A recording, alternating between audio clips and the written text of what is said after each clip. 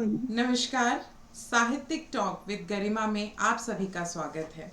जैसा कि आप सभी जानते हैं, इस पटल पर प्रत्येक रविवार हम हाजिर होते हैं एक जाने माने साहित्यकार के साथ, जिनके साथ हम चर्चा करते हैं उनकी साहित्यिक यात्रा के बारे में। और आज जो साहित्यकार हमारे साथ जुड़ी हुई हैं अपनी साहित्यिक यात्रा की चर्चा करने के लिए, वो हैं मूलतः देहरादून से डॉक्टर लक्ष्मी भट्ट जी, जो कि फ़िलहाल फ़रीदाबाद में ही रह रही हैं। उनका निवास स्थान फ़रीदाबाद में ही है। और इनके परिचय में मैं बताना चाहूँगी कि ये पिछले लगभग 10 वर्षों से जो है विद्यालय और महाविद्यालय में संस्कृत की जो है प्रशिक्षिका रह चुकी हैं। फिलहाल जो हैं ये एक स्वतंत्र लेखन कर रही हैं। अनेक पत्र पत्रिकाओं में संस्कृत हिंदी के जो लेख और कविताएं हैं इनकी प्रकाशित होती रही हैं। पिछले कई वर्षों से आकाशवाणी और दूरदर्शन पर संस्कृत कार्यक्रमों में जो है प्रस्तुति देती रही हैं, जिनमें एकल वार्ता, भेंट वार्ता जो है वो प्रमुख रही हैं। और राष्ट्रीय और स्थानीय मंचों पर संस्कृत, हिंदी, गढ़वाली कविताओं का प्रस्तुतिकरण भी ये करती रही हैं। और राष्ट्रीय स्तर पर हिंदी और संस्कृत साहित्य का सम्मान भी इन्हें मिल चुका है। अनेक जो राष्ट्रीय और अंतर्राष्ट्रीय स्तर की संस्थाएं हैं वे इन्हें सम्मानित कर चुकी हैं। हिंदी काव्य संग्रह और संस्कृत गद्य संग्रह जो है इनके प्रकाशनाधीन है। और इन्हें हिंदी, संस्कृत और गढ़वाली जो भाषाएं हैं, तीनों ही भाषाओं का इन्हें जो ज्ञान है वो बहुत अच्छा है।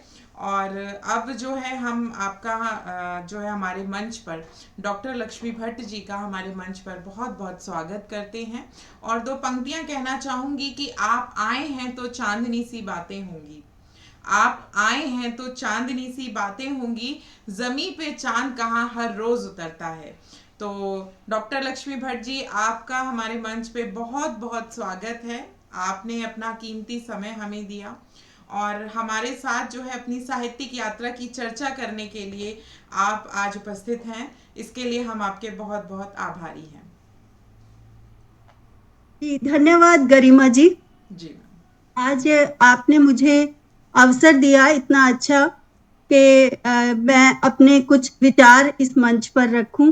जी साहित्यिक यात्रा मेरी जो भी रही है जी बचपन से लेकर आज तक, जी मैंने अपने जीवन में, अपने साहित्यिक क्षेत्र में, पढ़ाई लिखाई के क्षेत्र में जितने भी कार्य किए हैं, जी समाज से लेकर और अपने व्यक्तिगत मेरा जो जीवन रहा है उसके बारे में आज मैं आपके साथ जुड़ी हूँ। उन सब बातों पर आज हम चर्चा करेंगे।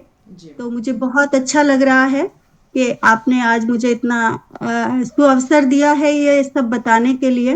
जी मैम। तो आज जो है आज हमारे साथ साहित्यिक यात्रा की चर्चा करने के लिए डॉक्टर लक्ष्मी भट्ट जी जुड़ी हुई हैं।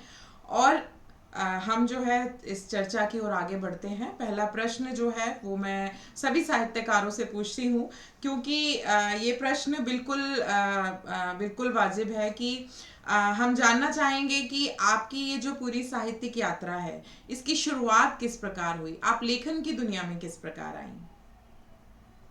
जी गरिमा जी, मैं बताना चाहूँगी कि मेरा जो बाल्यकाल रहा है, काफ़ी संघर्ष रहे हैं जीवन में। जी क्योंकि देहरादून के एक छोटे से गांव में मैंने जन्म लिया है। जी एक ब्राह्मण परिवार में मैं पैदा हुई हूँ। जी तो पिता का साया 5 वर्ष की उम्र में मेरे सिर से चला गया था। ओ। माँ थी घर में और एक बड़ा भाई। जी तो उनके साथ रहते हुए घर की कुछ जिम्मेदारियां और पढ़ाई में मन लगा के रखती थी।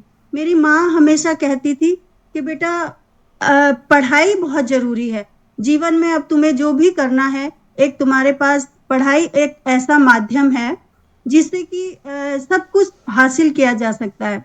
जी तो इस तरह से मतलब अपनी पढ़ाई भी जारी रखी, घर के कार्य भी करती थी। और जी इन सब को करते करते जब मैं कॉलेज तक पहुंची, जी तो कॉलेज में हमारे प्रोफेसर हुआ करते थे उस समय। आज तो वो नहीं है इस दुनिया में। जी डॉक्टर गिरिजा शंकर त्रिवेदी जी, जी देहरादून के एक प्रसिद्ध साहित्यकार रहे हैं। जी तो वो लिखते थे, कवि मंचों पर जाते थे कभी कभी। जी तो वो हमें फिर जब हमारी क्लास हुआ करती थी संस्कृत की, तो वो हमें बताते थे कि आज हमने वहाँ कविताएं पढ़ी, वहाँ पढ़ी और हमको ये सम्मान मिला। तो उन्हें देखकर हमें भी अच्छा लगता था। हम सोचते थे काश कभी हमारा भी समय आएगा कि हम भी जाकर मंचों पे जाएंगे बिल्कुल। और जो है ना हमें भी सम्मान मिलेगा। इस तरह से वहां से प्रेरणा मिली और तभी से मैंने भी सोचा कि एक दिन मैं भी जो है ना सर की तरह जो है मंचों पर जाऊंगी और कविता पढ़ूंगी। जी तो बिल्कुल, सर बहुत। जो भी तुम्हारे मन में विचार आए, जितना भी जैसा भी जो भी चीजें आती हैं मन में उसे लिख दिया करो। जी। उसी समय लिख लिया करो, जब भी मन में विचार आता है तभी लिखना चाहिए। तो जब मैंने पहली कविता लिखी थी अपनी, मैं उस समय पढ़ रही थी, एमए कर रही थी। जी। तो एमए के क्लास में जब मैंने सोचा, पहली कविता जो मैंने लिखी थी ऐसी बहुत सरल सरल शब्दों में लिखा था, जी। किताब पर लिखा था मैंने। जी। तो पहली कविता मैं आपको पढ़ के सुनाती हूँ। मैंने लिखा था, किताब क्या है? दर्शन। जीवन की ज्योति किताब से होती, भविष्य को सुधारती, प्रकाश को बिखेरती जी। और सच्ची साथी भी है किताब। बहुत खूब। सच्ची साथी भी है किताब, सुख दुख में हम सफर, जीवन में सुख हो अगर, दुख को नहीं भूलती मगर। हर तरह का साहित्य हमें किताब से मिलता है। तो तब लिखा था कि जी। जीवन में सुख हो अगर, दुख को नहीं भूलती मगर, जी। साहस देकर फिर बढ़ाती डगर। जी। और मनोरंजन भी यही है, मनोरंजन भी यही है किताब, प्रेम की है मूल, कॉलेज हो या स्कूल, स्थापित हर स्थान पर, स्थापित हर हर स्थान स्थान पर। पर, झोपड़ी और मकान पर, किताब है किताब, मानव ने पढ़कर इसे जीते हर खिताब। बहुत खूब। मानव ने पढ़कर इसे जीते हर खिताब। तो बहुत इस खूब। तरह से जब ये पहली कविता मैंने लिखी थी और अपने सर को सुनाई, जी। तो फिर उन्हें बहुत अच्छा लगा। उन्होंने कहा, ये जो अंकुर तुम्हारे अंदर फूटा है कविताएं लिखने का, अपने भाव अपने विचार लिखने का, जी। इसको स्थगित मत होने देना और जी। लिखती रहना। तो इस तरह से वहां से ये यात्रा शुरू हुई थी और लिखते लिखते फिर एमए किया। एमए के बाद जब फिर आगे फिर नौकरी देखनी थी कहीं, क्योंकि घर की स्थिति तो इतनी नहीं थी कि जी। मतलब ज्यादा आगे पढ़ाया जा सके। तो फिर अपने आप ही नौकरी कहीं ढूंढनी शुरू की। फिर नौकरी एक स्कूल में मुझे नौकरी मिली थी। जी। वहां पर उस समय मात्र 700 रुपए मिलते थे। अच्छा। सात 700 रुपए की नौकरी से स्टार्ट अपना किया था मैंने सफर। और उन पैसों से कुछ तो अपना खर्च कर लिया करती थी, लेकिन पढ़ने की इच्छा और आगे जागृत होती थी कि और पढ़ूं अभी। जी। तो फिर पीएचडी करने का मन किया जी। कि पीएचडी कर लेनी चाहिए। जी। तो फिर जैसे जैसे पढ़ाई भी करती रही और क्या कहते हैं मतलब पढ़ाती भी रही स्कूल में, जहाँ जैसे नौकरी मिलती रही और अपने सफर को आगे मैंने बढ़ाया। बहुत फिर खूब। पीएचडी पूरी की तो एक कॉलेज में जॉब मिल गई, वहां पर भी कुछ समय कार्य किया। तो इस तरह से और लिखती रही निरंतर, कविता कहानी जो भी अ, मतलब होता था मेरे से वो सब। बिल्कुल। तो संघर्ष जो है वो आपके जीवन में बचपन से ही रहे। और कविताएं हैं, या अब अगर हम कहें तो कोई भी कवि या अगर लेखक है वो अपने जीवन से ही प्रेरित होकर जो है लिखना सीखता है। और बिल्कुल ये जो कहा गया है कि वियोगी होगा पहला कवि, ये ज़रूरी नहीं है कि वियोग सिर्फ प्रेमी प्रेमिकाओं का हो। वियोग मतलब यहाँ पर संघर्ष भी है, कि जिसके जीवन में संघर्ष है, जो संवेदनशील है, वो जो है एक लेखक जो है बन सकता है, वो लेखन के रास्ते पर चल पड़ता है। तो जो है आपकी पहली रचना आपने किस उम्र में लिखी? जब आपने लिखी तो वो आप किस उम्र में रही होंगी?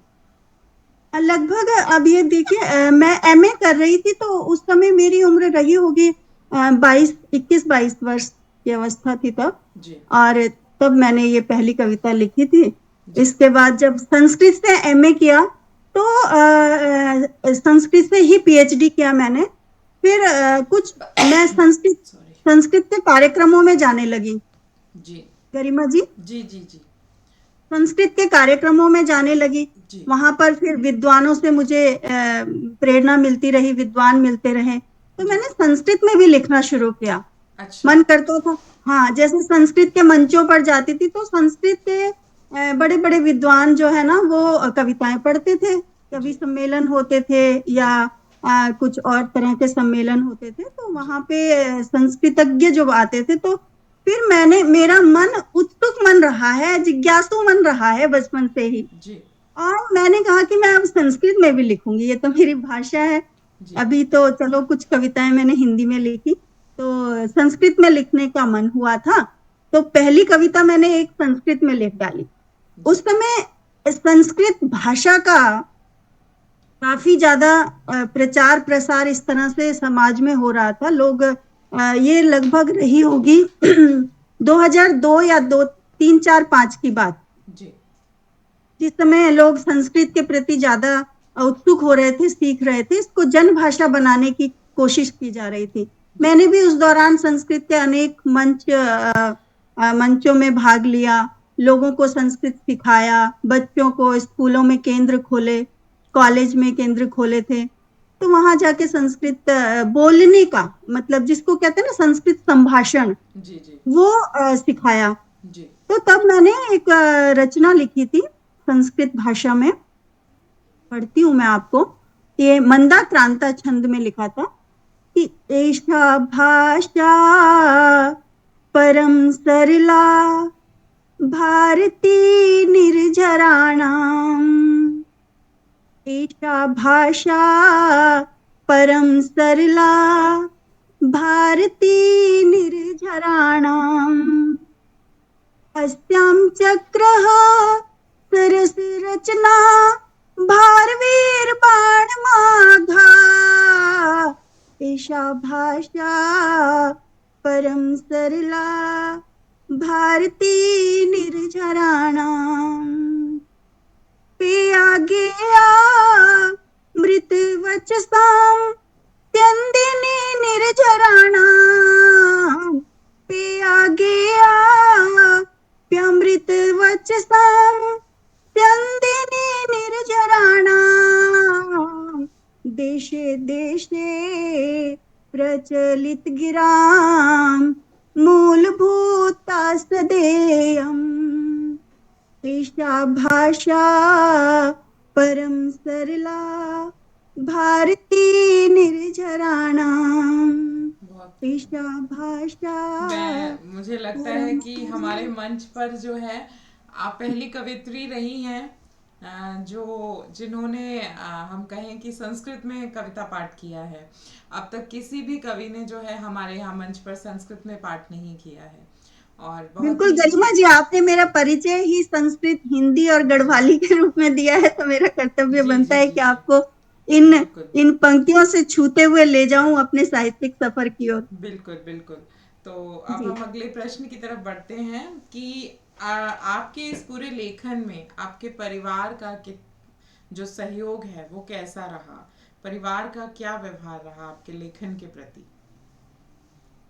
देखिए, परिवार में तो ऐसा था कि पिता तो बचपन में ही चले गए थे, जी लेकिन माँ जो है वो माँ पढ़ी लिखी नहीं थी मेरी, जी और एक बड़ा भाई है जो मेरे से मतलब बड़े हैं, और वो भी पढ़ते थे उस समय, छोटे जी थे तब, तो हम दोनों भाई बहन बहुत छोटे छोटे थे। जी लेकिन माँ तो पढ़ी लिखी नहीं थी, लेकिन माँ को पढ़ाई में बहुत रहता था जी कि जब हम बचपन में ही छोटे छोटे थे तो मेरी माँ हम दोनों भाई भाई बहनों को उठा लिया करती थी, सुबह 4 बजे उठाया करती थी कि जी उठो पढ़ो।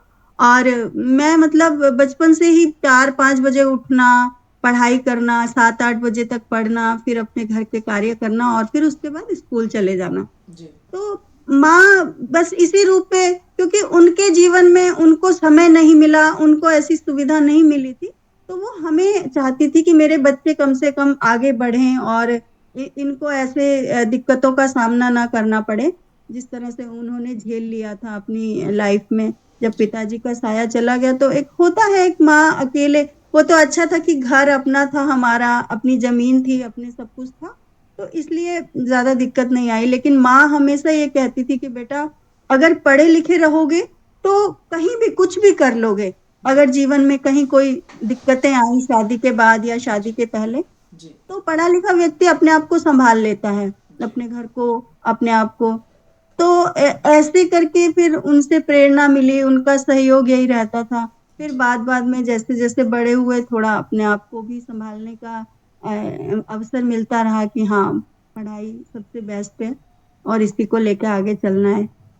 बिल्कुल, बहुत अच्छी बात कही आपकी माताजी ने कि पढ़ाई जो है एक लड़की के लिए, एक स्त्री के लिए बहुत ज़रूरी बिल्कुल है। बिल्कुल। हाँ, हाँ बिल्कुल। क्योंकि यही उसकी मुक्ति का, यही उसके विकास का साधन है। तो हाँ अगला जो प्रश्न है वो जी हम पूछना चाहेंगे कि अब आप जैसे कि अध्यापन कार्य में रही, एक शिक्षिका रही हैं, तो अध्यापन कार्य जो है वो अपने आप में, उसमें इतनी ऊर्जा चाहिए, समय चाहिए। ठीक है, तो जी हम ऑलरेडी वहाँ पर इतना सब कुछ दे चुके होते हैं, उसके बाद इतने व्यस्त सब जो आपका जॉब है, उसके बाद आप जब घर परिवार की जिम्मेदारियां भी निभा रही हैं, तो ऐसे में आपने लेखन जो है उसको किस प्रकार संभाला? आप लेखन को समय कैसे दिया? जी गरिमा जी, इस विषय पे मैं ये बताना चाहूंगी कि मुझे पढ़ने का बहुत भरपूर अवसर मिला। जी क्योंकि मेरी शादी जो है ना बहुत देर से हुई है। लगभग ये मान लीजिए 30 के पार मैंने शादी की है। जी उससे पहले मुझे जब आप ये अंदाजा लगाइए कि जब तक लड़की या कोई भी लड़का अकेले होते हैं ना तो उन्हें अवसर मिल जाता है। तो मैं अध्यापन में रही। जी जब अध्यापन कर रही थी देहरादून में भी मैंने किया है, और एक देहरादून से आगे मसूरी आपने सुना होगा। जी उस जगह पर एक कॉलेज है, एमपीजी कॉलेज, वहां पर भी मैं पढ़ाती रही थी। तो यदा कदा जैसे आकाशवाणी में जाने का भी अवसर मिलता था, और रेडियो में और टीवी पर जब कभी मुझे निमंत्रण मिलता था तो वहां के जो अन्य शिक्षक थे उनको भी बहुत अच्छा लगता था कि लक्ष्मी देखो। और उस समय ऊर्जा भी रहती थी, जी मतलब एक उत्साह रहता था कि हाँ कहीं से निमंत्रण आ रहा है। तो जी उनको अच्छा लगता था कि मतलब लक्ष्मी को जो है ना बुलाया जाता है और ये जाती है, खूब पढ़ती है इधर जी उधर जाके। तो उनका उनका उनकी जो खुशी होती थी वो मेरे उत्साह को और ज्यादा बढ़ाती थी। जी और मन करता था फिर कि मतलब और अच्छा करूं और अच्छा करूं। एक होता है ना कि मतलब समाज में आपको अगर इज्जत मिल रही है, आपको सम्मान मिल रहा है, तो वो हम वही हमारी एक ऊर्जा होती है आगे बढ़ने की। जी तो उसके बाद मथुरा में भी मैंने कुछ समय जॉब किया था। अच्छा वहां से यूजीसी की तरफ से मुझे कुछ सालों का प्रोजेक्ट मिला था। तो उस समय मैंने वहां पे संस्कृत सिखाने के लिए बच्चों को संस्कृत संभाषण की कक्षाएं मेरी वहां चली थी। तो वहां पर भी मैं खूब लिख लेती थी। वहां के रेडियो जिस जिस स्थान पर जाती थी वहां के रेडियो से जुड़ जाती थी।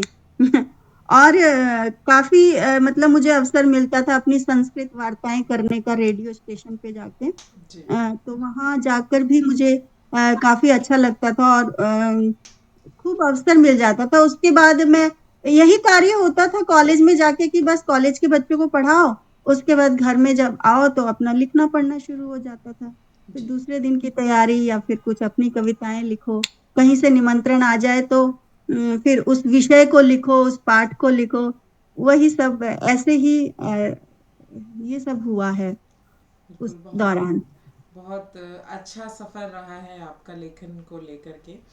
और अगला प्रश्न भी मेरा जो है इसी प्रश्न से संबंधित है कि इतना सब लेखन आपने किया है, इस सब की प्रेरणा आपको कहाँ से मिली, इतनी ऊर्जा आपको कैसे मिली?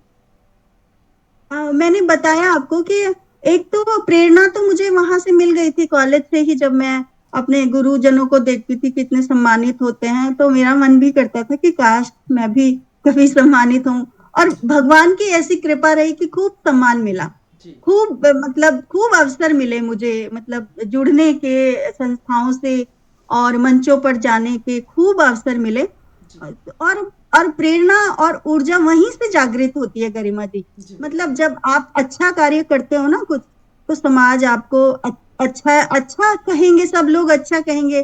और यहाँ तक कि जब घर परिवार पे भी बात आती है तो लोग उस समय तो ये भी रहता था शुरू शुरू में कि मतलब आप अपनी लड़की को शहर में पढ़ने भेज रहे हो, पता नहीं क्या है, कैसे हैं। ये हो जाता है शहर में, गांव का इलाके से मैं रही हूँ, जी तो कहते थे कि नहीं शहर में जाती हैं लड़कियां तो ये वो करके इस तरह की कई बातें शुरू हो जाती हैं। लेकिन जब मेरा जो रिस्पांस आता था मेरे घर पर और मेरे परिवारजनों पे, या जैसे होता है ना कि भाई आपकी बेटी तो वहां मंच पे इतना सुंदर पाठ कर रही थी या ये कर रही थी, तो गांव में परिवार में भी खूब अच्छा नाम होने लग जाता है।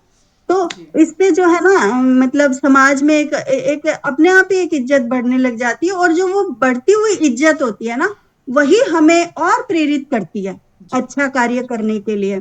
जी कुछ हम और नया नया करने की सोचते हैं, वो लालच सा बढ़ जाता है, एक बिल्कुल। एक लालच सा हो जाता है कि भाई अब और करें, कुछ और करें, जी जिससे बिल्कुल। कि तो यहीं से ऊर्जा और शक्ति मिलती है एक लेखक को, बस एक तो साहित्यकार को। अब इसी ऊर्जा और शक्ति के साथ हम चाहेंगे हमारे व्यूअर्स को, आप हमारे जो भी श्रोता हैं जो हमारा ये शो सुन रहे हैं, देख रहे हैं, उनके लिए आप एक कविता जो है वो उन्हें सुना दीजिए आपकी मीठी सी आवाज में। कविताएं तो देखिए बहुत सारी हैं, बहुत ही इतना मतलब लिखा हुआ है, गढ़वाली में, हिंदी में, कुछ मेरी फेमस कविताएं हैं जो छप भी जाती हैं इसमें पत्रिकाओं में, जी लेख छपे हुए हैं। मैं गढ़वाली का, जैसे अभी बसंत ऋतु चल रही है, तो एक गढ़वाली का और एक मैं हिंदी में भी आपको बसंत और होली पर एक जी सुनाना चाहूंगी, स्वागत अगर है, समय की स्वागत कोई है, पाबंदी ना हो तो। स्वागत है, स्वागत है, आपका समय है बिल्कुल आज। जी, एक गढ़वाली को भी आपको छूते हुए ले चलती हूँ, मैं जी गढ़वाल की तरफ ले जाती हूँ। जी देखिए 4-5 पंक्तियां हैं। ऐगी रे बसंत छेगे छेगे रे बसंत। इसमें आपको चाहे शब्द समझ में आए नहीं या समझ आ नहीं रहा है आएंगे, थोड़ा लेकिन थोड़ा। धुन, जो धुन है ना उससे आप झूम जाएंगे। बिल्कुल। प्रयास करती जी। स्वागत है। गे गिरी बसंत छगे छगे रे बसंत मेरे मोल्या रे डालो छगे रे बसंत एगे एगे रे बसंत छगे छगे रे बसंत एगे एगे रे बसंत टूटे पिंगला पिंगला बात मोली कोपलियों को घात छूटे पिंगला पिंगला बात मोली कोपलियों को घात रिंदू झिंदू रे बसंत ऐगे ऐगे रे बसंत बहुत रिमदू झिमदू रे बसंत ऐगे ऐगे रे बसंत। और सरसों के फूल देखिएगा कि फूलिया सरसों का फूल छना पंक्तियाले पात्यों माँ फूलिया सरसों का फूल छना पंक्तियाले पात्यों माँ खिल दू रे बसंत ऐगे ऐगे रे बसंत छगे रे बसंत ऐगे ऐगे रे बसंत मेरे मोल्या रे डालो छगे रे बसंत ऐगे ऐगे रे बहुत बसंत। खूब, बहुत खूब, बहुत खूब, तो सच इस में तरह बहुत से खूबसूरत बसंत। बिल्कुल आपने सही कहा था, शब्द भले ही हमें समझ ना आए लेकिन भाव जो है वो हम समझ गए, और बहुत खूबसूरत आप लिखती हैं। और इसी तरह से एक हिंदी में भी बसंत का एक गीत लिखा था मैंने, जी पढ़ती हूँ मैं इसको। जी स्वागत है। बसंती बहारों में हम सफर बन करके तुम आना कली का मैं जो बन जाऊं भ्रमर बन करके तुम आना। एक वियोगिनी है जी जो जिसकी आकांक्षाएं, जिसकी इच्छाएं इस बसंत ऋतु में उमड़ती हैं, और एक वो अपने दूर गए हुए जो उसका साथी है उसको कैसे आमंत्रित करती है, कैसे आह्लादित करती है, उसका उसका दृश्य यहाँ है। जी बसंती बहारों में हम सफर बन करके तुम आना, कलिका मैं जो बन जाऊं, भ्रमर बन करके तुम आना। बहुत खूब। तेरे गम के समंदर में ठहर गोता लगाया है, तेरे गम के समंदर में ठहर गोता लगाया है, किनारा अगर जो ना पाऊं, लहर बन करके तुम आना, जी, किनारा अगर बहुत जो खूब, ना बहुत खूब। पाऊं, लहर बन करके तुम आना। जमी से आसमां तक तो तेरा चर्चा समाया है, तेरे जब गीत मैं गाऊं, स्वर बन करके तुम आना, बहुत खूब, बहुत खूब। तेरे जब गीत मैं गाऊं, स्वर बन करके तुम आना। और बहुत एक खूब। ऐसी जगह की लड़की जो कि बिल्कुल जिसके पास कोई साधन नहीं है अपने प्रियतम से मिलने के लिए, तो वो क्या क्या कैसे बोलती है अपने प्रिय को कि कैसे मुझे वो हो कहती है कि मुझे रस्मों रिवाजों ने, मुझे रस्मों रिवाजों ने अंधेरों में छिपाया है, तुम्हें जब ढूंढना पाऊं, खबर बन करके तुम आना, तुम्हें जब ढूंढना पाऊं, खबर बन करके तुम आना। बसंती बहारों में हम सफर बन करके तुम आना, कलिका मैं जो बन जाऊं, भ्रमर बन करके तुम आना। बहुत खूबसूरत, बहुत खूबसूरत। सच में बहुत ही प्यारा आपने लिखा है। और अब जो है हम फिर से आपकी साहित्यिक यात्रा की चर्चा पर आते हैं। तो अगला जी, प्रश्न यही है कि लेखन के साथ आप और क्या-क्या करना पसंद करती हैं? मैं लेखन के साथ साथ मैं योग करती हूँ और अपने गीत, गजल, पुराने गाने मुझे बहुत पसंद हैं, उनको सुनती हूँ, गुनगुनाती हूँ जी। और बस लिखती हूँ और पढ़ती हूँ, घर के कार्य करती हूँ। एक मेरा बेटा है, उसका पालन पोषण कर रही हूँ। अभी मैंने जब शादी की है उसके बाद मैंने जॉब छोड़ दिया। जी। मैंने ये देखा है कि मतलब जो स्त्रियां है ना, अगर बहुत जरूरी ना हो तो जॉब नहीं करना चाहिए, क्योंकि जब हम जॉब में जाते हैं तो हमारे बच्चे जो है ना वो हमें बहुत मिस करते हैं और हम उनको वो सब चीजें नहीं दे पाते जो कि हमें इस अवस्था में देनी चाहिए उनको। बहुत चीजें रह जाती हैं, हम लोग दौड़ धूप इतनी करते हैं कि अपने बच्चों को हम वो चीजें नहीं दे पाते जो चीजें इस अवस्था में। मेरा बेटा जब बहुत छोटा ही था तब मैंने उसको संस्कृत में बोलना सिखा दिया था। 2-3 साल की उम्र में ही वो थोड़े थोड़े श्लोक और मंत्र वगैरह वो सिखाए थे मैंने उसको। और जब वो नर्सरी में उसको हमने स्कूल में डाला था तो वहां उसने एक पार्टिसिपेट किया था योग सूत्रों पर।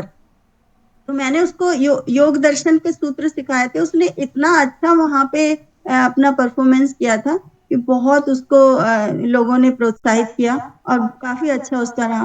और तब से लेकर आज तक ना मतलब एक तो उसका उच्चारण उच्चारण बहुत साफ है, स्पष्ट है। और मैं अपने दर्शकों से भी यही कहना चाहूंगी जो इस प्रोग्राम को देख रहे हैं कि हम बच्चों को बचपन में अगर उनके आवाज के ऊपर उनकी टंग के ऊपर, ये जो हमारी एक्सरसाइज, जितना हम भाषा को, शुद्ध भाषा को बोलना सिखाते हैं ना बच्चों को, तो कभी उनको तुतलाकर बोलने की या अस्पष्ट शब्द बोलने की ऐसी कभी नौबत नहीं आती। और बचपन में बहुत कार्य करना होता है बच्चों के साथ।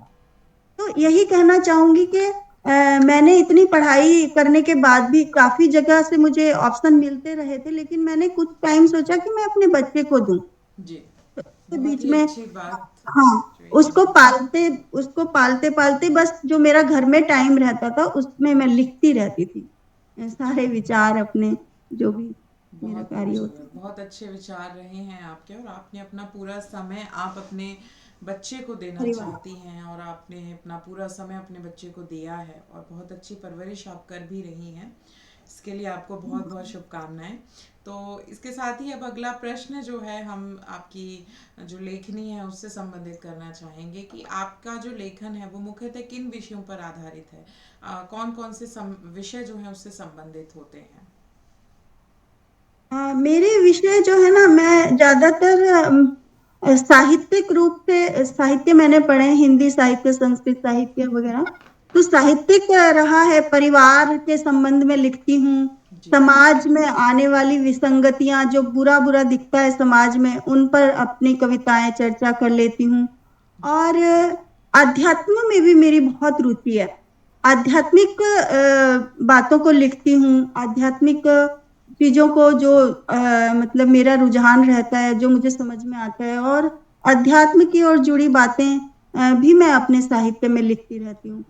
इस तरह जी। के विषय होते हैं मेरे, ज्यादातर समाज, परिवार और बच्चों से जुड़े हुए जी। और ईश्वर से जुड़े हुए। बिल्कुल, बहुत ही अच्छे आपने जो है उम्दा लेखन आपने किया भी है, और बहुत खूबसूरत आप लिखती भी रही हैं। तो इसके साथ ही अब अगले कुछ प्रश्न जो है वो हम साहित्य से जुड़े हुए जो प्रश्न है वो पूछेंगे, कि आपने, अब हम देखते हैं आज का समय जो है, लेखन जो है बदल गया है, साहित्य बदल गया है, साहित्य का जी। स्वरूप बदल गया है। तो जी। ऐसे समय में साहित्य के बदलते स्वरूप को लेकर के आपके क्या विचार हैं। अभी यही है कि मतलब जैसे देखिए, आजकल जो वर्तमान में जो मैं देख रही हूँ कि बच्चे अब ना किताबें कम पढ़ते हैं। जी। किताबें जितनी भी हम लिख रहे हैं, या जितने भी लेखक साहित्यकार किताबों को लिख रहे हैं, जी। मैं ये सोच, मुझे नहीं लगता है कि ये ज्यादा आगे, क्योंकि टेक्नोलॉजी इतनी इतनी ज्यादा तीव्र गति से चल रही है आगे, कि बच्चे आजकल गूगल देखते हैं, इंटरनेट देखते हैं। किताबों का जमाना अब धीरे धीरे छूट रहा है, और अगली 8-10 पीढ़ी में पता नहीं कितना और तेज हो जाएगा। तो मैं यही चाहती हूँ, मैं खुद भी यही करती हूँ कि सोशल मीडिया के साथ ज्यादा मैं समझती हूँ कि सोशल मीडिया का उपयोग इसके लिए ज्यादा बेहतर है। और जितने भी हम, मैं तो खासकर अपनी कविताओं को और अपने लेखों को मीडिया पर, अपने फेसबुक और इसमें डालती रहती हूँ कि लोग किताबें तो पढ़ेंगे नहीं, लेकिन लोग आजकल जितने बिजी रहते हैं ना, इसी में बिजी रहते हैं लोग। दिन भर लोगों के पास फोन रहता है, हाथ में रहता है, और फेसबुक से जुड़े रहते हैं, व्हाट्सएप से जुड़े रहते हैं। तो इसका उपयोग इस सकारात्मक की तरफ, सकारात्मकता की तरफ मैं चाहती हूँ कि जी। इसका उपयोग होना चाहिए। जी। और इसी तरह मैं लोगों से भी यही मतलब कहना चाहती हूँ कि ज्यादा से ज्यादा लोग इसका सदुपयोग करें इन चीजों के लिए, कि हमारे बच्चे पढ़ें, और हमारी आगे आने वाली पीढ़ी पढ़े अगर इसको। मैं जो आजकल देखती हूँ ना सोशल मीडिया पर, लोग इतनी तरह की रील्स बनाते हैं गलत, और बहुत बुरा बुरा भी देखने को मिलता है। तो उससे कैसे निजात मिले? कम से कम हम जैसे लेखक, हम जैसे लोग जो इस रूप में काम कर रहे हैं, अगर हम इसका ज्यादा उपयोग करेंगे सोशल मीडिया का, इस अपने साहित्यिक चीजों से, तो कुछ बदलाव होगा, और कुछ समाज को अच्छा भी मिलेगा इन चीजों में, जी। क्योंकि बिल्कुल। गंदी चीजें तो बहुत फैल रही हैं। और हम जितना भी लिख रहे हैं, किताबें केवल लिख लिख के हम रख दे रहे हैं, उनको पढ़ने वाले आगे की पीढ़ी मुझे तो लगता नहीं है कि आगे की पीढ़ी को जो है ना इन चीज़ों को खोलने का भी समय मिलेगा किताबों को और वो करने का। लेकिन जितना हो सके हम सोशल मीडिया के माध्यम से अपनी बातें, अपने विचार, अपने साहित्य को उन तक पहुँचाने का प्रयास कर सकते हैं।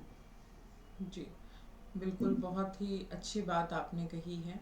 और इसके साथ ही अगला प्रश्न है, आप एक शिक्षिका भी रह चुकी हैं, तो आप ही इस चीज़ को बेहतर बता सकती हैं कि एक शिक्षक के लिए साहित्य कितना ज़रूरी है।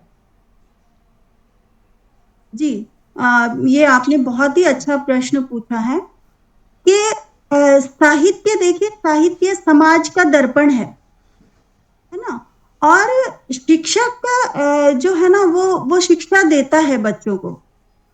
और अगर शिक्षक मतलब समाज से जुड़ के, समाज में आने वाली समस्याओं से जुड़ के, उस प्रकार से उसका मनन करके, चिंतन करके और उसकी आवश्यकता को समझते हुए कि समाज को इस समय क्या चाहिए, हमारे बच्चे को हमें अपने बच्चों को हमें कैसी शिक्षा देनी है, इनकी नैतिकता, इनकी चारित्रिकता, इनकी कैसे बरकरार रखनी है, तो ये शिक्षक के लिए एक बहुत बड़ी चुनौती है। बिगड़ते हुए समाज और समाज में जो असमताएं फैल रही हैं, विषमताएं फैल रही हैं, जी, उनको शिक्षक के ऊपर एक बहुत बड़ी जिम्मेदारी होती है कि अपनी शिक्षा को बच्चों तक इस तरह पहुंचाए कि जो है ना कुछ बदलाव हो। जी, पाश्चात्य संस्कृति का बहुत ज़्यादा प्रभाव हमारी भारतीय संस्कृति पर पड़ रहा है आज के दौर में, जी, तो बच्चों को संभालना बहुत ज़रूरी है। तो ये शिक्षक ही एक ऐसा केंद्र बिंदु है, शिक्षक ही एक ऐसा व्यक्तित्व है जो इस काम को कर सकता है, क्योंकि शिक्षक जानता है, समझता है, उसके ऊपर ये बहुत बड़ा दायित्व है बच्चों को लेकर और समाज को लेकर। वो दोनों चीज़ें समझ के इसी तरह से शिक्षा दे सकता है अपने छात्रों को। जी, बिल्कुल, बहुत ही अच्छी बात तो आपने है कही है, एक शिक्षक के लिए साहित्य जो है बहुत ज़रूरी है।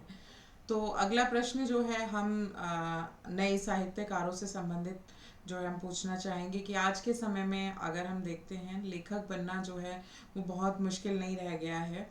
पहले जो है लेखक बहुत मेहनत करता था, सोच विचार, गहन अध्ययन, संवेदनशील व्यक्ति है, वह लिख रहा है। लेकिन आज के समय में आपको ज़्यादा कुछ नहीं करना है, आप सिर्फ नेट पर जाइए, सोशल मीडिया पर जाइए, किसी भी कवि की जो रचनाएं हैं आपको पसंद आ रही है, कॉपी पेस्ट कीजिए, उस पर अपना नाम चेंज कर लीजिए और जो है अपने नाम से उसको प्रसारित कर दीजिए।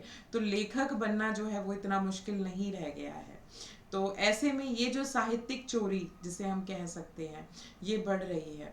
तो आज के लेखकों को, नए उभरते लेखकों के लिए आप क्या कहना चाहेंगी? बिल्कुल सही प्रश्न आपने किया है। आज के दौर में ऐसा भी हो रहा है। जी, सोशल मीडिया का यही मैं कह रही थी कि गलत उपयोग भी कर रहे हैं कुछ लोग। जी, लेकिन देखिए मैं तो ये कहना चाहूंगी इस बात पर कि ऐसा व्यक्ति जिसके मन में चोर का भाव हो, दूसरों से छीनने का भाव हो, जी, वो व्यक्ति कभी साहित्यकार बन ही नहीं सकता और सही मायने में वो साहित्यकार हो ही नहीं सकता। जी, साहित्य एक बहुत बड़ी चीज है। पुराने समय में साहित्यकार, हमारे जितने भी पुराने आप हिंदी साहित्य को उठा के देखेंगे, संस्कृत साहित्य, कितनी मेहनत, कितना पढ़ा है, उसके लिए पढ़ना पड़ता है, पढ़ना पड़ता है, मनन करना पड़ता है, चिंतन करना पड़ता है और तब लिखना पड़ता है। कई कई रातें, एक चीज को लिखने में कई कई रातें, कई कई दिन सोचना पड़ता है उस विषय पर। जी, और फिर उसका व्याकरणीय दृष्टि से, उसका साहित्यिक दृष्टि से कहीं अशुद्धि ना रह जाए, कहीं गलत ना रह जाए, इन इन सब के बारे में भी एक जो सच्चा शुद्ध परिष्कृत जो साहित्यकार है, वो ये सब चीजें देखता है, समझता है, तब कुछ लिखता है। जी, और जैसे कि आपने बताया कि लोग चोरी कर रहे हैं, लोग जी, बिल्कुल, आजकल अपना बहुत दो चार कुछ लिखते हैं और उसी को दूसरों का भी उसमें मिला जुला के उसका वो करके पढ़ लेते हैं। तो ऐसे लोगों को ज्यादा एक तो सफलता नहीं मिलती है, कहीं ना कहीं पकड़ में आ जाते हैं, कहीं ना कहीं पहचान लिए जाते हैं। जी, और ज्यादा आगे नहीं बढ़ पाते हैं। देखिए, छोटे बड़े लोग तो हर क्षेत्र में हैं, हर क्षेत्र में मिलेंगे आपको। और आगे तक की उन्नति, आगे तक की यात्रा वही तय कर पाता है जो सच्चे रूप में मेहनती होता है, जी जिसने बिल्कुल। सच्चे रूप में मेहनत की है, ईश्वर को साक्षी मान के जो आगे बढ़ता है और जो ऐसे चोर का भाव नहीं रखता। कई बार मेरे साथ भी ऐसे हुआ है, एक आध बार मेरे साथ भी हुआ है ये घटना, कि मैंने जो लिखा है कुछ दिन बाद मैंने दूसरों के फेसबुक पे देख लिया उसको, तो मैंने उसका विरोध किया कि भाई ये तो मेरा लिखा हुआ था और ये जो है ना आप इसको अपने नाम से, ये गलत है। तो वो मुझसे कहने लगे कि नहीं ये तो हमने लिखा था। अब क्या किया जाए? मैंने कहा कि देखिए, आपने इसको कब लिखा, किस समय लिखा और किस समय पोस्ट किया, ये बता दीजिए। तो कहने लगे कि हाँ हमने ये इस समय पोस्ट किया था और ये इस समय का लिखा हुआ है। तो फिर मैंने उनको अपना दिखाया कि देखिए, मैंने इसको ना आपसे पहले ही पोस्ट कर रखा है, तो इसका मतलब ये रचना मेरी है, क्योंकि मैं आपने बाद में पोस्ट किया, आपने बाद में उसको देखा, तो पहले मैं जिसकी पोस्ट पहले आई होगी ऑब्वियसली वो पहली रचना उसी की तो होगी ना। जी तो इस बिल्कुल। तरह चोरी पकड़ी भी जाती है और चोरी करने वाले लोग ज्यादा टिक नहीं पाते गरिमा जी। मैं तो ये देखती हूँ झूठ असत्य ज्यादा चलता नहीं है, लेकिन फिर भी लोग करते ही हैं। जी और ये जमाना तो द्वापर युग से त्रेता युग से इसी तरह चलता आ रहा है, कलयुग है। कुछ इस तरह के बिल्कुल, लोग भी बहुत सही मिल बात ही आपने जाते कही हैं। है लक्ष्मी जी। और अब इसी के साथ हम आपकी प्यारी सी आवाज में एक और आपकी कोई कविता सुनना चाहेंगे। जी बिल्कुल, मैं अब आपको बच्चों पर सुनाती हूँ। जी कुछ मैंने बच्चों के लिए रचनाएं लिखी थी। जी बच्चे मुझे बहुत प्रिय होते हैं, जी तो मैं पढ़ती हूँ। बच्चों तुमको करना है देश का ऊंचा नाम, बन जाओगे नेता तुम, कुछ कर लो ऐसा काम। बच्चों तुमको करना है देश का ऊंचा नाम, बन जाओगे नेता तुम, कुछ कर लो ऐसा काम। नन्हे नन्हे हाथ तुम्हारे, नन्हे नन्हे काम, लेकिन अब को छू लेने का कर दो तुम पैगाम। बच्चों तुमको करना है देश का ऊंचा नाम, बन जाओगे नेता तुम, कुछ कर लो ऐसा काम। नेता का मतलब यहाँ पर ये लिया है नेतृत्व करने वाला, किसी भी क्षेत्र में आगे चलने वाला, जी आगे बढ़ने वाला। तो इस धरती में जन्म लिया ये माटी है अनमोल, अन्न फूल और फल के इसको दौलत से ना तोल। बहुत खूब। तीज त्योहारों में बजते यहाँ डम नगाड़े ढोल, इस भारत के पर्वों का ना दुनिया में कोई मोल। बच्चों तुम ही भारत माँ के राधा और घनश्याम, बन जाओगे नेता तुम, कुछ कर लो ऐसा काम। बच्चों तुमको करना है देश का ऊंचा नाम, बन जाओगे नेता तुम, कुछ कर लो ऐसा काम। बहुत खूब। आज तुम्हारे कंधों पर है कष्टों का यह भार, कल के वक्ता अधिवक्ता तुम भारत की सरकार। कच्ची मिट्टी को पक करके होना है तैयार, कच्ची मिट्टी को पक करके होना है तैयार। बाधाओं की लांग दीवारें जाना है उस पार। कुछ दृढ़ संकल्पों को लेकर, कुछ दृढ़ संकल्पों को लेकर बनना अर्जुन राम, बन जाओगे नेता तुम, कुछ कर लो ऐसा काम। बन जाओगे नेता तुम, कुछ कर लो ऐसा काम। बहुत बच्चों खूब। तुमको करना है देश का ऊंचा नाम, बन जाओगे नेता तुम, कुछ कर लो ऐसा काम। बहुत खूब। बहुत खूब। बहुत ही तो खूबसूरत ये लक्ष्मी बच्चों के जी। लिए एक प्रेरणा है, बिल्कुल। बच्चों को प्रोत्साहित उत्साहित करने के लिए। बिल्कुल। ये अब था। जो है हम फिर से आपकी साहित्यिक यात्रा की चर्चा पर आते हैं। तो इस पूरी साहित्यिक यात्रा में आपने किन चुनौतियों का सामना किया? कैसी, कौन सी ऐसी चीजें रहीं जो लगा आपके लिए चुनौती रही? चुनौतियां तो मैडम बता रही हूँ मैं आपको कि चुनौतियां तो बहुत रही हैं जीवन में, क्योंकि बाल्यकाल से मैंने आपको बताया है कि एक तो घर परिवार से पिता का साया उठ गया, उसके बाद माँ के साथ बहुत सारी सामाजिक और आर्थिक दिक्कतें इस तरह की रही हैं।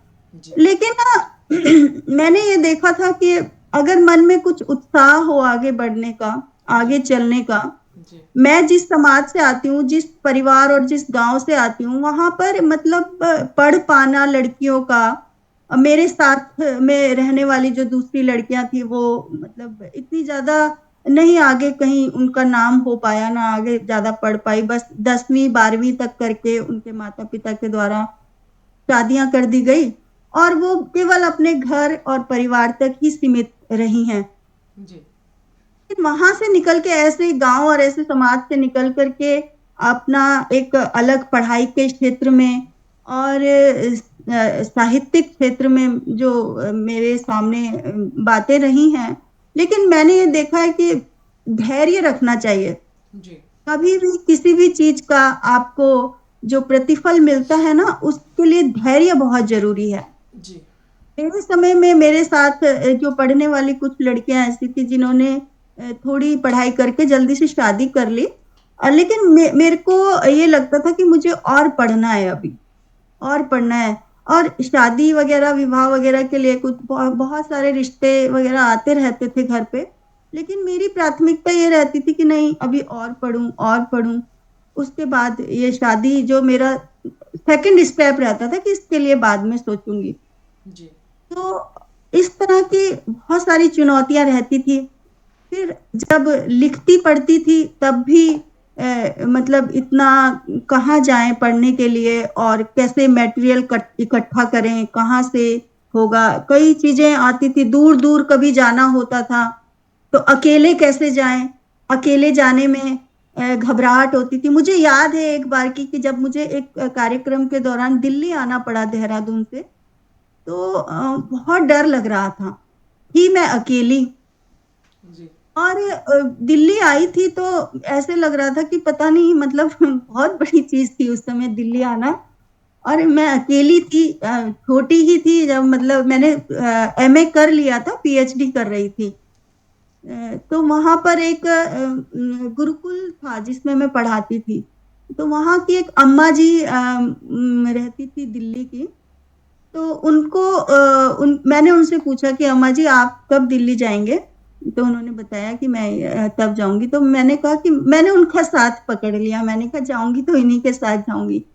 फिर रात को एक ट्रेन चलती थी मसूरी एक्सप्रेस कर, नहीं, हाँ मसूरी एक्सप्रेस थी शायद, बहुत दिन की बात हो गई, इतना याद भी नहीं रहा।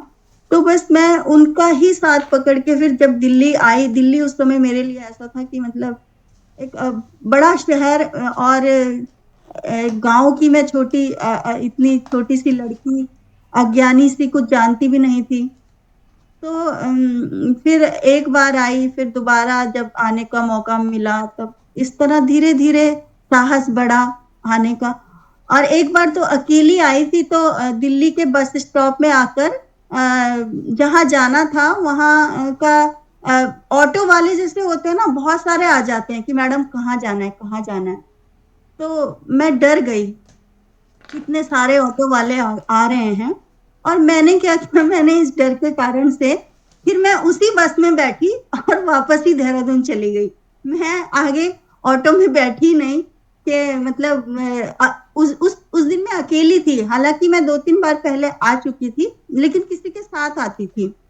तो तब मैं अकेली आई थी तो मैं ना इतनी डर गई थी कि मैं अब जो है ना वापस ही चली गई देहरादून और वो कार्यक्रम मैंने छोड़ दिया। तो कई बार तो इतना लगता था कि हम लड़कियां हैं, लड़के होते हैं ना वो इतना नहीं, वो साहस कर लेते हैं जाने का। हम लड़कियां हैं तो हमें हमें बाहर निकलना अपने क्षेत्र से बाहर निकलना धीरे धीरे करके ही अभ्यास होता था। जी। एक पहले अपने गांव से शहर पढ़ने जाना, उस समय भी डर, एक एक संकोच रहता था। वो संकोच जैसे जैसे निकला, फिर उस शहर के उसमें ढले धीरे धीरे, फिर उस शहर से देहरादून जैसे शहर से दिल्ली वाले शहर में आना एक बहुत बड़ी चुनौती थी अपने आप में, क्योंकि बहुत कांड हुआ करते थे, बहुत केस हुआ करते थे। तो कई बार इस तरह से ना हिम्मत हार जाया करते थे, लेकिन फिर धीरे धीरे सीख लिया सब। अब तो कहीं भी चले जाते हैं, अकेले जाना होता है तो। बस बिल्कुल। विदेश नहीं गए हैं अभी, विदेश जाना होगा तो फिर से कोई मतलब साथ चाहिएगा। लेकिन हाँ, देश में तो इतने इतनी नॉलेज हो गई है कि अब जा सकते हैं। और साहित्यिक रूप से भी कहीं जाने का अवसर मिलता है तो सहयोग के रूप में कोई ना कोई खड़े रहते हैं कि हाँ। जी, बिल्कुल, बहुत ही अच्छी बात है और आप बहुत ही प्यारी बातें आप कर रही हैं। तो अब जो है अगला प्रश्न जो है हम थोड़ा सा निजी पूछना चाहेंगे कि इस पूरी साहित्यिक यात्रा में, इस पूरे लेखन में ऐसा कुछ कभी आपको महसूस हुआ कि आपसे छूट गया, काश कि मैं ऐसा कर पाती? हाँ, ऐसा तो होता है कई बार, मतलब लाइफ में बचपन से जैसे कि मैंने आगे बताया आपको कि जो चीजें, जैसे कि मैं बहुत बड़े स्कूल में पढ़ना चाहती थी पहले। जब छोटी थी ना, तो सोचती थी बहुत कॉन्वेंट स्कूल में या ऐसे स्कूल में कहीं पढूं। लेकिन पिताजी नहीं थे तो वो चीजें भी मेरे से छूट गई। अब मैं, लेकिन मैं सोचती हूँ कि मैं नहीं कर पाई ना जिन चीजों को, मैं अपने बेटे को सब करवाऊंगी। वो कोई भी चीज ऐसी ना रह जाए जो मैं नहीं कर पाई थी, और मेरा बच्चा कर ले उन चीजों को। और उस दौरान जब धीरे धीरे, जब तक देखो एक लड़की है, हम महिलाएं हैं, कितना भी हम कह लेते हैं अपने आप को कि हम बहुत आगे बढ़ चुके हैं और लड़कियां, महिलाएं बहुत आगे तरक्की कर रही हैं, लेकिन हमारे जो संस्कार दिए हुए होते हैं ना हमारे माता पिता के, वो संस्कार हमें इतना खोलते नहीं है जल्दी से। और इतने बढ़ने, मतलब हर जगह हम कुछ भी बढ़ने से पहले उसके बारे में, उसके लाभ हानि के बारे में काफी कुछ सोचते रहते हैं। तो इस तरह के जो मेरे विचार रहते थे, तो मैं कई बार अपनी बहुत अच्छी चीजों को छोड़ भी देती थी और सोचती थी कि नहीं, पता नहीं कहीं मुझे कठिनाई होगी आगे चल के, कहीं ऐसा ना हो जाए, ऐसा ना हो जाए। तो ये चीजें जो घर में सिखाई जाती थी कि भाई तुम लड़कियां हो, अपने आप को संभाल संभाल के आगे बढ़ना है, तो जी। हम कई बातों में घबरा जाते थे और बहुत अच्छी अच्छी अपॉर्चुनिटी को भी छोड़ देते थे। तो ऐसा मेरे साथ भी हुआ है कई बार, जी। कि बहुत अच्छी चीजें मुझसे छूटी हैं। किसी क्षेत्र में मुझे जाना था तो खैर मेरा मैंने ना बीए जब मैं कर रही थी तो मैंने एनसीसी लिया था, और एनसीसी के कारण से जो है ना, मैं अपने उसमें बहुत अच्छी थी। जैसे ये अनुशासन वगैरह होता है ना, तो एक बार एनसीसी के द्वारा जो है पोस्ट निकली थी एसएसबी में, उसका फॉर्म मैंने भर दिया था। तो मेरा नंबर भी आ गया था, क्योंकि जिन्होंने एनसीसी किया हुआ होता है उन्हें वो प्राथमिकता देते हैं जी। भर्ती में। तो जी। मुझे बुलाने के लिए जब लेटर आया, तो मेरे घर वालों ने कहा कि नहीं बेटा, आर्मी में कैसे जाओगी, आर्मी तो लड़कों के लिए ज्यादा अच्छा है। मैंने कहा नहीं माँ, मैंने सीखा है, मैं जानती हूँ कोई मुश्किल नहीं है, जी। और बहुत अच्छी लाइन है, देश की सेवा करने का अवसर मिलेगा। तो मेरी माँ ने कहा कि नहीं बेटा, लड़की हो ना, लड़कियों के लिए टीचिंग लाइन सबसे अच्छी रहती है। तो ऐसे कह के उन्होंने जो है ना मुझे, मतलब थोड़ा सा यहाँ पर मुझे परिवर्तित करने का वो कर दिया। नहीं तो मेरा मन था कि मैं कुछ ऐसे पुलिस में या आर्मी वाली सेवा में कहीं जाऊं और वहां अपनी सेवाएं दूं, लेकिन वो छूट गई क्योंकि घर का आदेश नहीं था। तो फिर मैं अपने अध्यापन लाइन में ही अपने आप को आगे बढ़ाती चली गई। इस बहुत तरह की। बिल्कुल, हर किसी के मन में कुछ ना कुछ ऐसे गिल्ट रहते हैं जिससे लगता है कि वो कुछ ना कुछ छूट ही जाता है। और मुझे लगता है ज़िंदगी में अगर आप भरपूर जीना चाहते हैं तो कुछ चाहते जो है वो छूट जानी चाहिए, तभी आपको जो मिला है उसका मज़ा आपको पता चलेगा और उसकी अहमियत आपको पता चलेगी। तो क्योंकि अब बिल्कुल कार्यक्रम जो गरिमा। है अंत की तरफ जा रहा है, तो हम जो है आपसे एक और आपकी प्यारी सी आवाज़ में एक प्यारी सी कविता सुनना चाहेंगे, और उसके बाद ये कार्यक्रम जो है अंत की तरफ जा ही रहा है।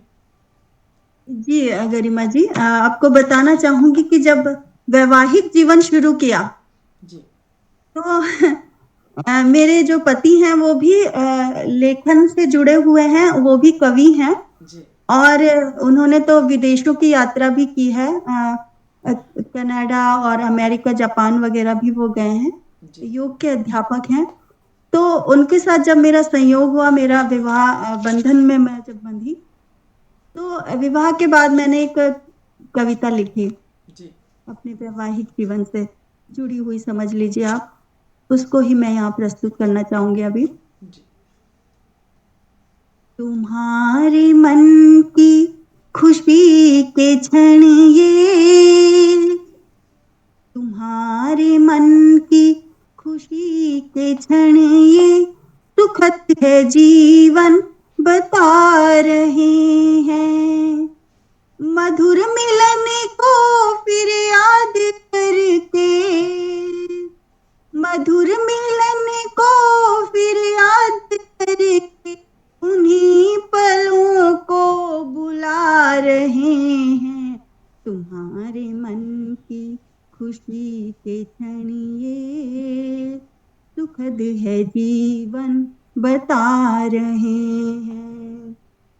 करीब रहते निकल रहे हैं, करीब रहते निकल रहे हैं, गमों खुशी के वो दिन तुम्हारे, एक दूसरे का यूं साथ देकर, एक दूसरे का यूं साथ देकर, गृहस्थ जीवन निभा रहे हैं।